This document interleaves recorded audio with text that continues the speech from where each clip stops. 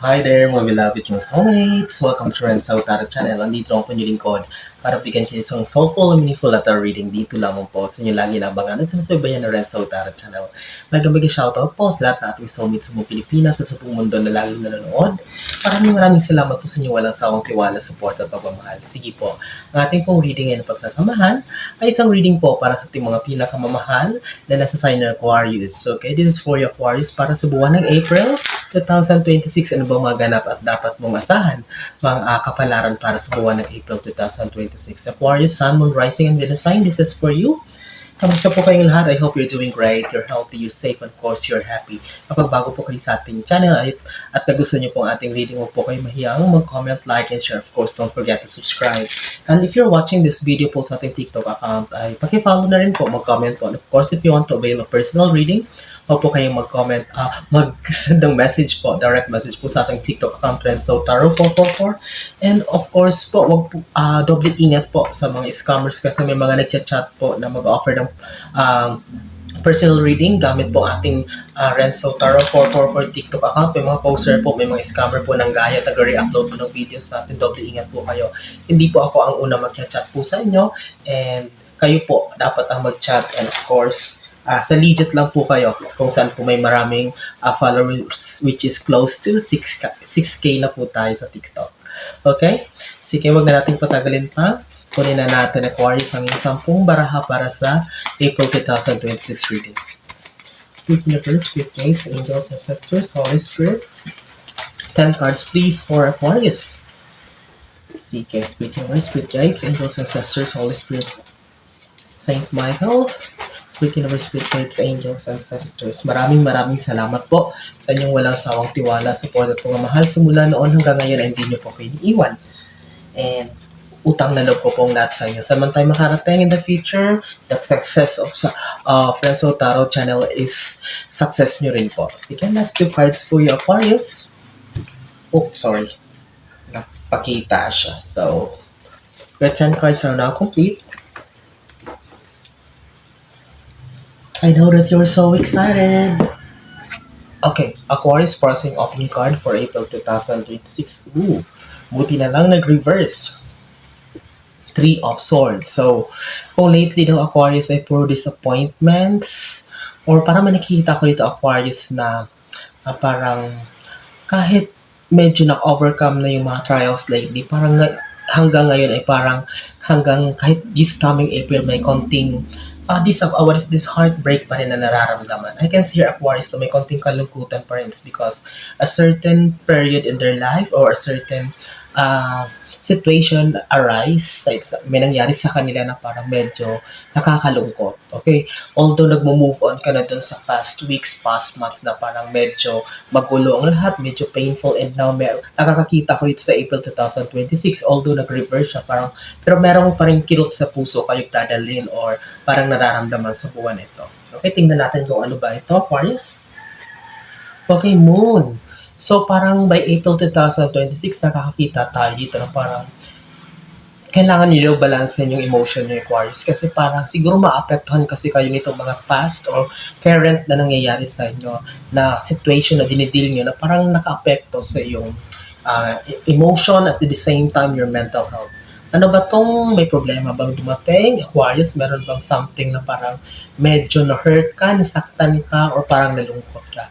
That's why by April 2026, Aquarius, you're advised to balance your emotion or parang hanapin mo yung balance ng yung pag-iisip at the same time ng yung nararamdaman. Napaka-importante na balance ang emotion natin kasi kapag gumagawa tayo ng mga desisyon ay nakakapag-isip tayo ng mabuti. Okay, so emotional balance is needed by April 2026, Aquarius. Sige. Pangatlo, overwhelmed ka daw sa responsibilities. Ang dami mo parang tinanggap na responsibilities, hindi lang sa sarili mo, sa trabaho, sa family members, parang ikaw yung inaasahan. Okay, parang sa'yo nakasalalay ang lahat. Even the decision makings, ikaw pa yung nag-ayos, naglakad, nilalakad yung mga papers or whatever. So parang ganun. So I can see here overwhelming. And even by April, parang ganito, maging mabibisi talaga ang buhay mo. Aquarius, na napakarami ng responsibilities na parang nakaatang sa balikat mo. Pasan mo ang dagdig, Aquarius. It seems that you are overwhelmed by a lot of responsibilities kahit nga labas na ng circle mo, kahit wala, hindi na sa sarili mo, kahit sa ibang tao, parang inaako mo pa rin or parang kumbaga hawak mo pa rin itong responsibility nito. Okay? This is an overwhelming reaction for you by April 2026, Aquarius. Okay, don't worry.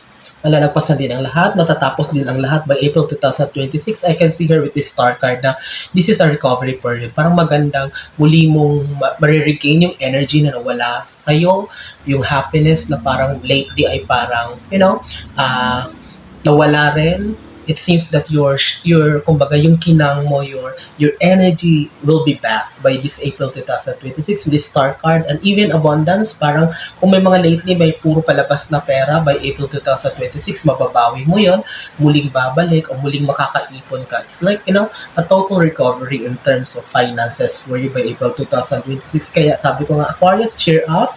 Wag nang malungkot, wag nang matakot, wag nang mangamba, because April 2026 will be a recovery for you with this star card. Kung lately, kung itong mga nakaraang buwan, linggo, puro palabas yung pera, puro gastos, ang daming pinagkagastosan, yung mga dapat ayusin. But April 2026 with this star card, kumbaga babawiin mo ang lahat ng. Okay? Pasensya na po ng konti sa background kasi lakas po ng ulan. I hope kung naririnig nyo man po but just focus lang po sa ating reading. Wow! Oh my God. This is the first time na nag-read ako na lumabas yung tatlong cosmic card. Yung star, andito yung sun. Pagbangon talaga ito, April 2026. Andito yung moon, andito yung star, at andito yung sun. This will be a very, very beautiful month for you, Aquarius. Claim mo na ito. Hindi lang to recovery, but ang pagbangon na kumbaga aapaw yung blessings, aapaw yung good news for you, Aquarius. Grabe. This is amazing, ha? Andito yung moon, andito yung star, andito yung sun. So all of these very powerful cosmic cards are nagpakita sa reading nito, Aquarius. This just signifies that you are bound to a month of abundance, of prosperity. Buwan ito na talagang hindi basta-basta itong month para sa ng April, Aquarius. So claim mo na to, be happy. Advance congratulations for you. Puro good news ang nakikita natin dito, blessings, recovery, muling pagbangon, apaw ang kaperahan. Okay? So before we proceed to our last 5 cards sa ating second row, ulitin ko po, kapag di po kayo nakasubscribe at nagustuhan nyo po ang ating channel, please do subscribe, like, comment, and share. And if you're watching this video sa ating TikTok account, please follow na rin po. At kung gusto nyo pong avail ng personal reading, paki-message na po ako sa Renzo Taro 444. Sa legit lang po, so may 6K followers lang po tayo. And marami pong scammers, hindi po ko yung una mag-chat para sa inyo para mag-offer ng personal reading. Kayo po mag-chat sa akin, pag-usapan po natin paano kayo makapag-book ng personal reading. Okay? So, wow! Unang 5 baraha pa lang, pasabog na. Ang 6 na baraha sa April 2026 is the 9 of Pentacles. After all the disappointments, mga kalungkutan, medyo kirot sa dibdib na naranasan lately at sa ngayon, by April 2026, mapapalitan ito ng good news and happiness in terms of finances. Talaga sinabi ko sa inyo, pera talagang labanan dito sa April. Talagang hindi lalagpas to sa expectation mo. Siguro kung may kota ka, ay ito sana, bumalik to, makuha ko to by April, ito yung dapat kong maipon o masave. So sobra pa yan dyan, maniwala ka sa akin, Aquarius. With this 9 of Pentacles, stability to. So apaw talaga. Pang-pito, 5 of Cups. May imbalance talaga sa emotion mo. Moody. Nagiging moody ka? By April 2026, tanggalin mo ha. Huwag kang malungkot. Ayusin mo yan. Wala ibang makakatulong sa'yo. Makaka-apekto yun sa manifestations mo.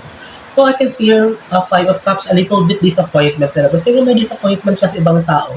May mga taong parang lately ay talaga nag-cause sa'yo ng disappointment, galit, parang betrayal, everything. That's why you're not expecting pa sa mga taong ito. That's why hanggang April, dala-dala mo pa rin itong konting galit, konting disappointment sa puso mo.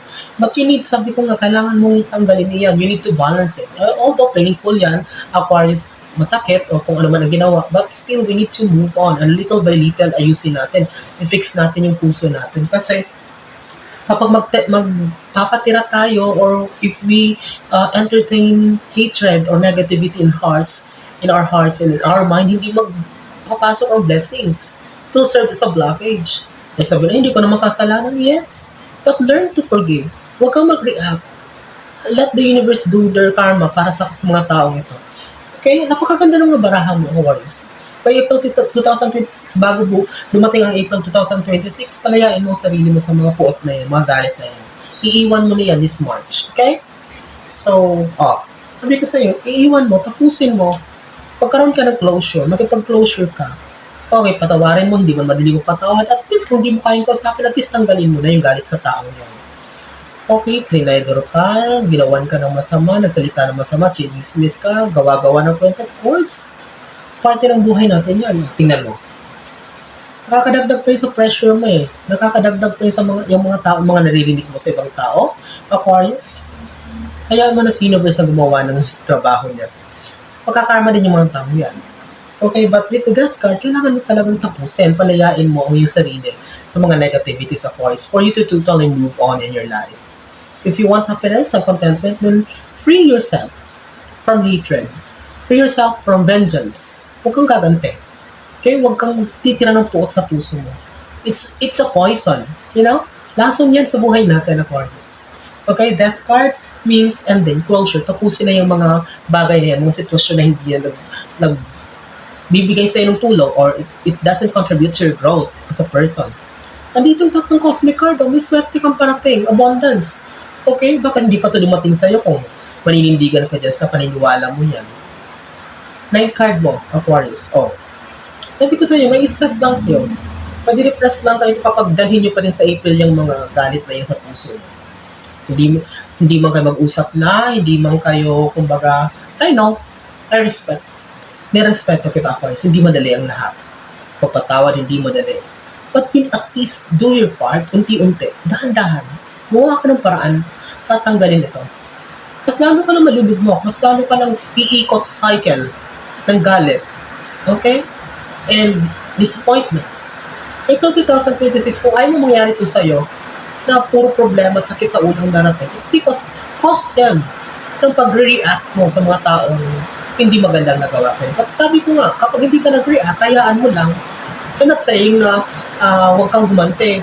Patayaan mo kung naniniwala ka sa universe sa Panginoon, then let the God and the universe do their job para sa karma nila. Okay, Aquarius, yung tatandaan mo lagi. Andito yung star card, baka mapornada pa itong mga blessings mo. Okay? I hope nasusundan mo, Aquarius. Tapusin natin itong April 2026 reading mo with your 10th and last card, Emperor. Divinely protected ka eh. Ipabaya mo sa Panginoon, ipabaya mo sa universe. Ito. Okay, you don't need to magmalaki. Hindi pa kailangan na ipakita na, ay, gaganti ako. Ganon. Hindi maganda yung ginawa. No, Aquarius. I know your heart is very sincere. I know you have a very good heart. You don't need to make any revenge. Maniwala ka sa akin. If you saw this video, then ano pang purpose ba't pinanonood ka para magalit if hindi mo kayang sundin ang payo ko. Okay, Aquarius? Please. You are guided. You're divinely protected. Okay, hayaan ka na, mag-move forward ka na, mag-focus ka na dito sa mga blessings na parating by April 2026, and believe me, this is not a normal blessing. This is an overflowing. Akaw ito. Pagiging masaya ka at the same time, the whole family, the whole community, the friendship will say that you truly deserve this Aquarius. Okay? I hope and pray. Maraming nasasay na Aquarius sa makapunod dito ngayon. I'm wishing you all the best in life, ha? Maraming salamat sa inyong muling pagsama sa inyong lingkod. Hanggang sa sunod natin pagkikita mo, mga ka-Aquarius sa soulmates, nasa mga kayo nanonood. Ano man ang ginagawa nyo, mag-iingat nyo lagi. God bless us all.